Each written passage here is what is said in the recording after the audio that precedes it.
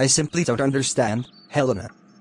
I need you to explain this to me again, slowly, because my brain cannot process it.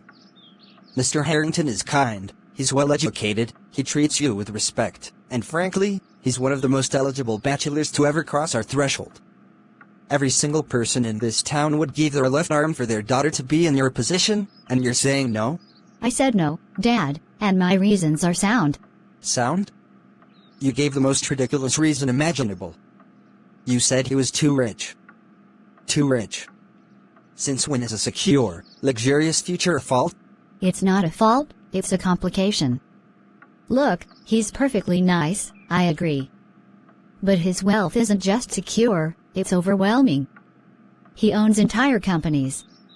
When we spoke, his conversation revolved around investments, board meetings, and the difficulties of managing his 3 estates. And? That's what ambition looks like. That's what financial stability looks like. Do you have any idea how hard I've worked so you wouldn't have to worry about money? He offers you that from day one. You could travel, you could pursue your painting without the stress of selling a single canvas. You could. I could be a beautiful accessory.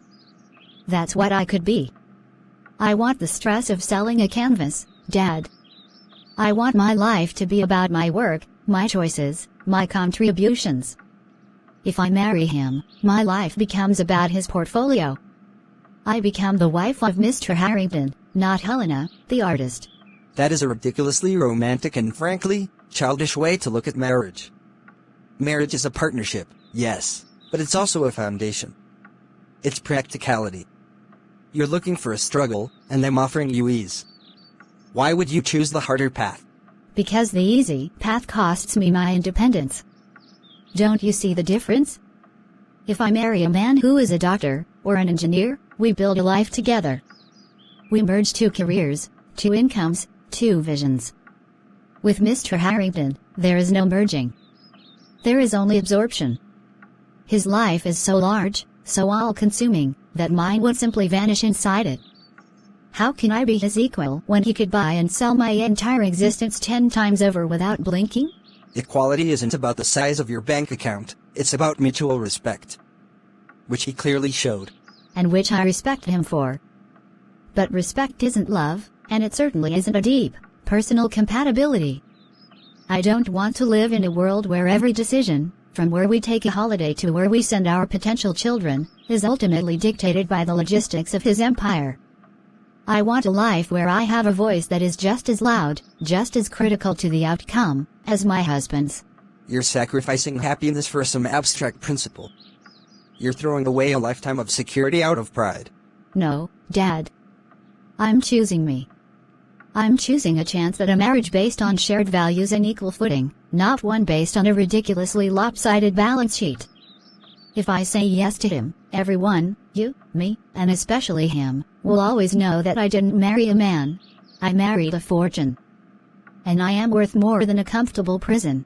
You make it sound like a tragedy, Helena. It's a good man offering you a brilliant life. You are asking for too much, you know. You're asking for a fairy tale. Maybe I am. But I'd rather wait for the right story than sign a contract for the wrong one, even if it comes with a diamond bigger than my fist. I am not marrying Mr. Harrington. And my choice has nothing to do with hating his money, it has everything to do with loving my own life too much to lose it. So, what do you do now?